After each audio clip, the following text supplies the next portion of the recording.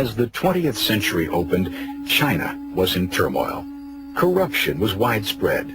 Opium addiction was endemic. Rebellion, drought, and famine claimed the lives of 60 million Chinese. Foreign nations had divvied up the empire into spheres of influence, areas where one country had exclusive rights to trade, invest, and had special political rights. With a coaling base in the Philippines just 400 miles from China, American businesses hoped to take advantage of China's vast resources and sell to her vast market.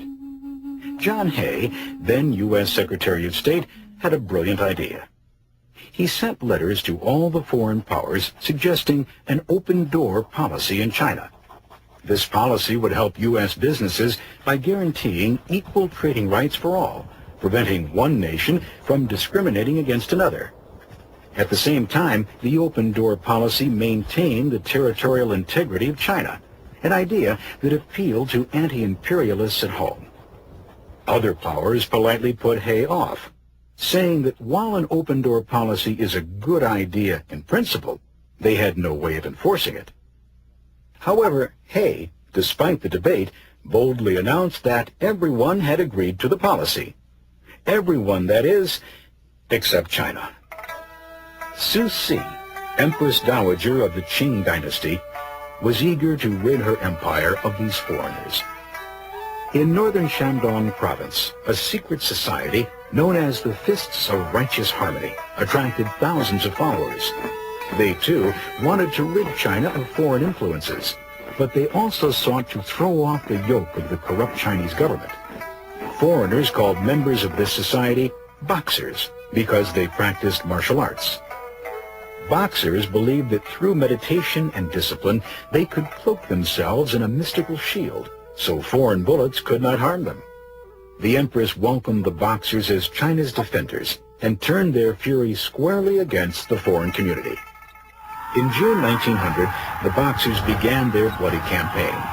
They murdered hundreds of foreign missionaries and Chinese Christian converts, destroying millions of dollars worth of property. About 900 foreigners blockaded themselves in their embassies for nearly 2 months, repelling waves of boxers. Ammunition, food, and medical supplies were almost gone. Then shortly before dawn, loud explosions rocked the city. Weary defenders staggered to the barricades expecting a final, overpowering boxer attack. But instead, relief had arrived. Troops from Britain, France, Germany, Japan, and the U.S. fought their way into Peking to free their countrymen and put down the rebellion. The boxers, believing they were impervious to bullets, were cut down by the thousands. On September 7, 1901, China and 11 other nations signed the Boxer Protocol, snuffing out the rebellion.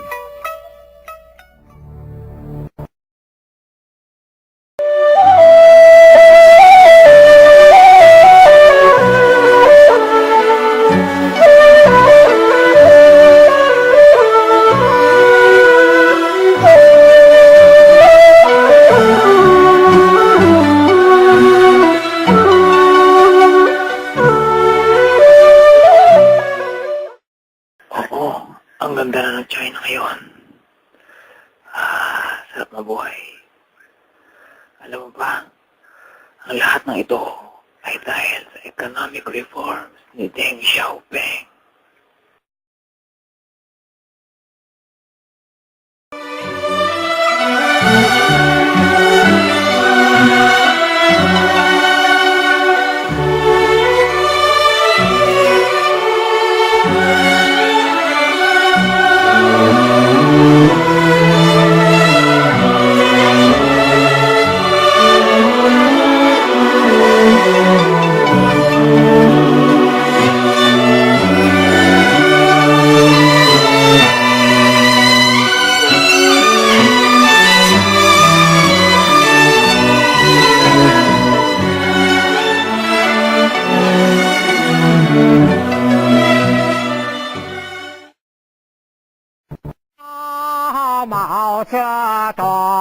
The end of the road, where the Red Army, after 2 years and thousands of kilometers, could finally lay down their arms and rest. This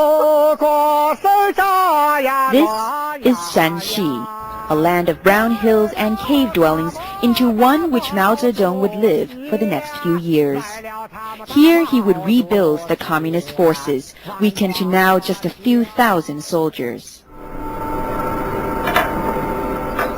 The communists survived on this, the very first oil wells drilled in China. The region was and still is an area rich in oil and coal. Back then, the communists played smart capitalists, funding their revolution with petroleum. Today, they've come full circle. Natural resources are the driving force behind China's outstanding economic growth over the last 3 decades. In Mao's time, this was countryside, and the peasants here some of the earliest beneficiaries of the communist system. For Chinese, it is the legendary site of the first socialist utopia. What's different today from 60 years ago is what's happening here. Not all of the farmland is being used in the hills behind me. A lot of the land has been left alone, and that's because farmers don't find it profitable, and many of them have left the countryside in order to work in the cities.